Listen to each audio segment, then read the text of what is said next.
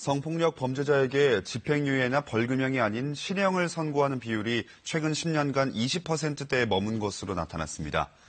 최근 사회적 문제로 부각된 업무상 미력에 의한 성추행이나 몰래카메라를 이용한 범죄 역시도 실형 선고율은 저조했습니다. 정현욱 기자입니다. 성폭력과 성평등에 대한 문제의식은 확산되고 있는 반면 법원이 성범죄에 실형을 선고한 비율은 낮아진 것으로 나타났습니다. 형법상 강간추행죄로 기소된 피고인에 대한 1심 실형 선고율을 봤더니 2009년 25.8%에서 지난해 20.6%, 올해는 20.2%로 10년간 하락 추세를 보였습니다.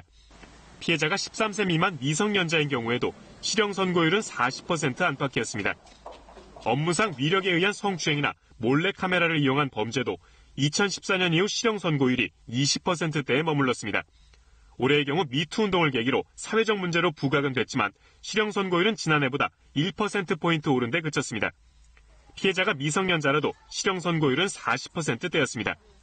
아동과 청소년을 이용해 음란물을 제작하거나 성매매를 알선해도 10명 중 7명은 실형을 피했습니다.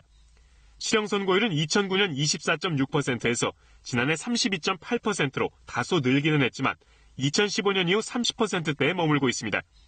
재범률이 높은 성범죄의 특성상 이처럼 느슨한 처벌이 오히려 범행을 부추길 수 있다는 우려의 목소리가 높습니다.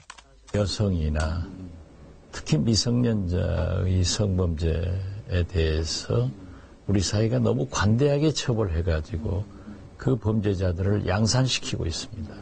특히 재발을 막고 피해자를 보호하기 위해서라도 성범죄는 집행유예와 벌금형 선고를 억제해야 한다는 지적도 나옵니다. KBS 뉴스 정은욱입니다.